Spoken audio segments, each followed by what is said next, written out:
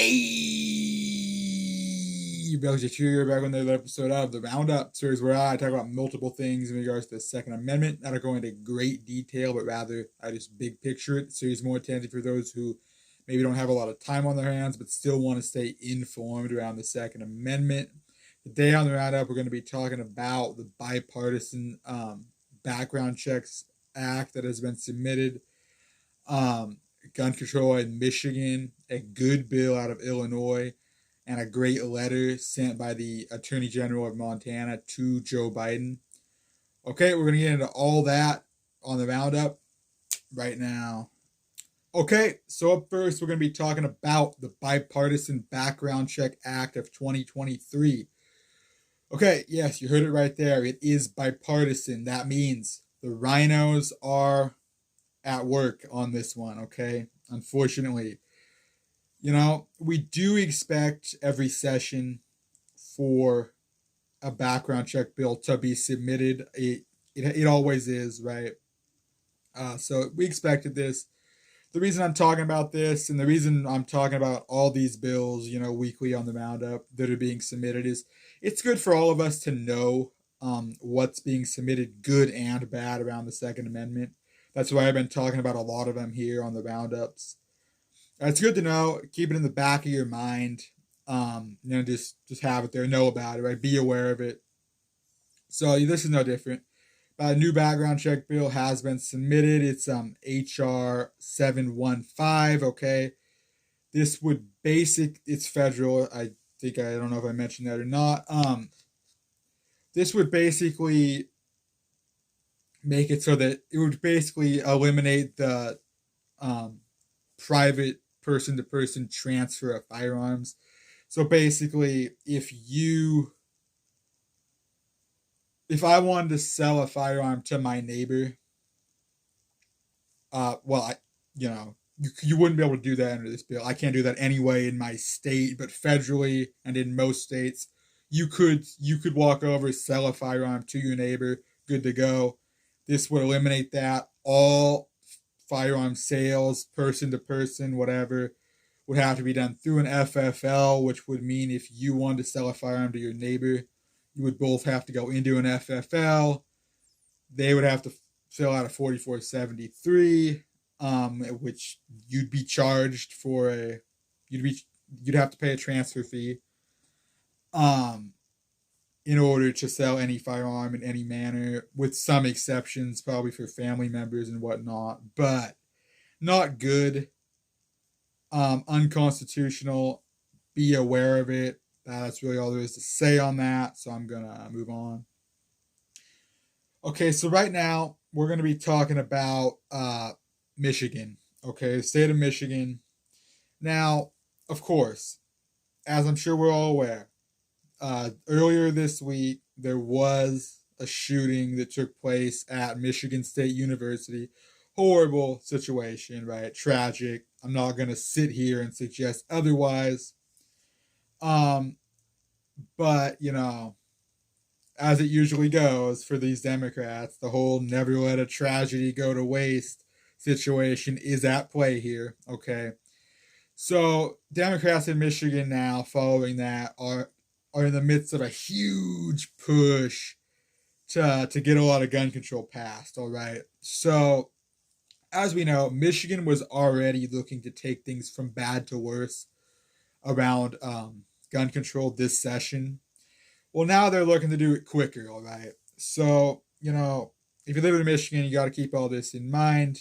And of course, they're pulling on people's heartstrings, saying like, oh, we can't let this happen again. We got to get these gun laws in here. Okay, gun laws do not keep people safe. Gun safety laws, no. It's the opposite, actually. Gun laws make people less safe, all right? Because laws only apply to the law-abiding, which is literally the opposite of criminals, okay? Criminals are going to get what they want and do what they want with it, regardless of if it's legal or not. They're committing crimes which are already inherently illegal, okay? So gun laws do nothing at all. It's not about gun control. It's about control, all right? Anyway, I've talked about it before. Michigan this session is looking to ban so-called assault weapons, all right? But it seems that right now they're putting that on the back burner, okay? And they're focusing right now heavy. They want to get three things done soon.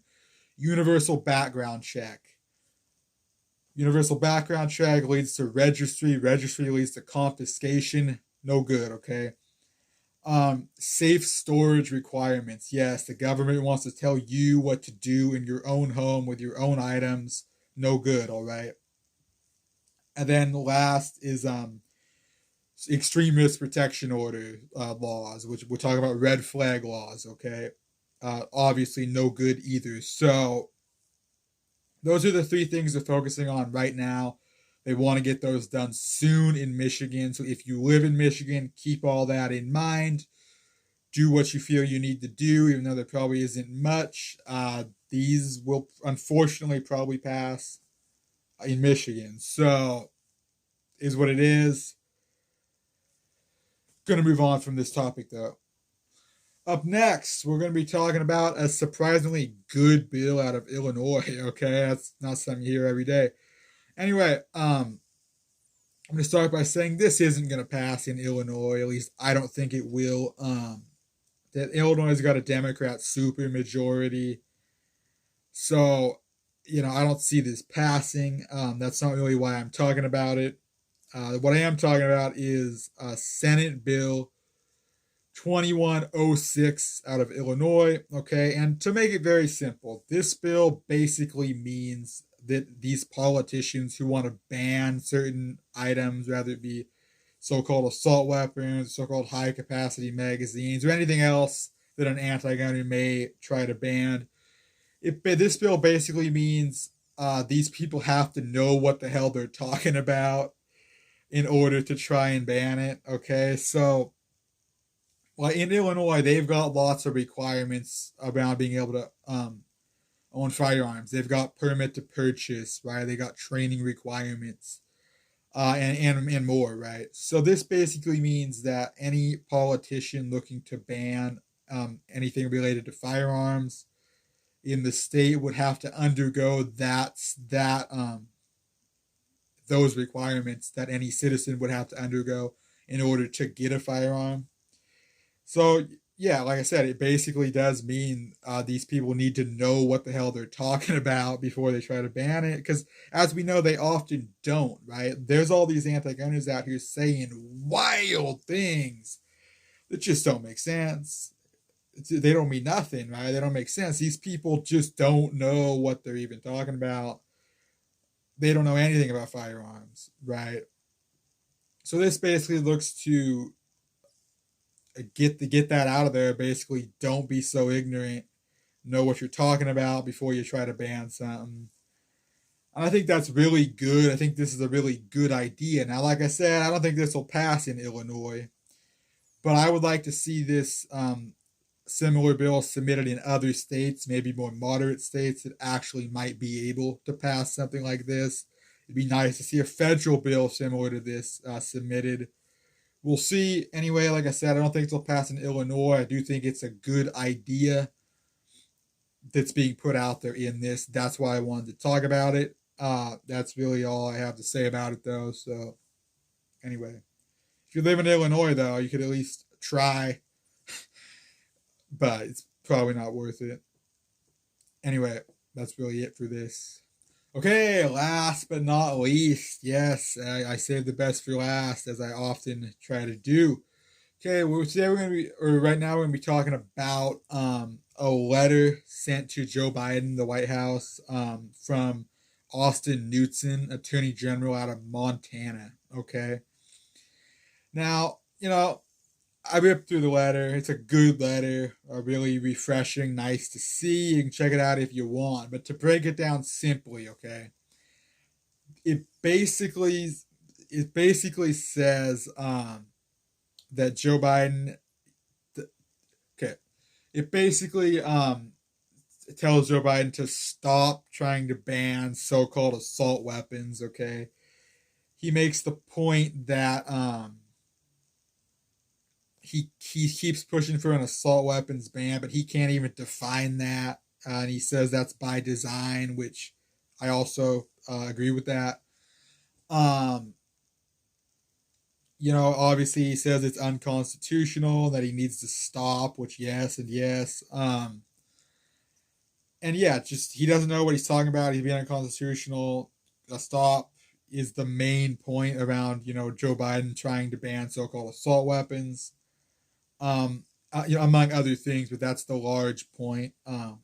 Like I said, check it out if you want. The reason I'm talking about this though is it's refreshing and nice to see a good letter straight to the point in somebody just calling somebody out for being so anti-gun. It's nice to see, right? If you live in Montana, good for you. That's actually having a good attorney general, unlike so many of us. Like I said, good for you, good for him, good for Attorney General Knudsen for you speaking facts, really, right? Calling out Joe Biden for being ignorant around this issue, right? So that's really all there is to say. I want to talk about this, like I said, because I felt that it's good news. It's refreshing to see. Also, I've talked before about one or maybe two letters that Attorney General Knudsen has sent to different people. He's often out here writing good letters, calling people out, which I love to see. He's super pro gun, right? Montana, state government in Montana is pretty good, honestly. I feel like Texas used to be like the top, like freedom state. But honestly, like I feel like it's shifting. I feel like it's Montana now. I could be wrong. Let me know. Like, what's the freest state? Best state government in your opinion today? But that's really all there is to say about this. I'm gonna get out of here. Well, this has been another episode of the Roundup. I hope you learned something you didn't know already. That's the point of this series. If you want to continue seeing episodes of this series, you can subscribe to my channel. Let me know in the comments if there's anything else you'd like to see on the Roundup or my channel in general.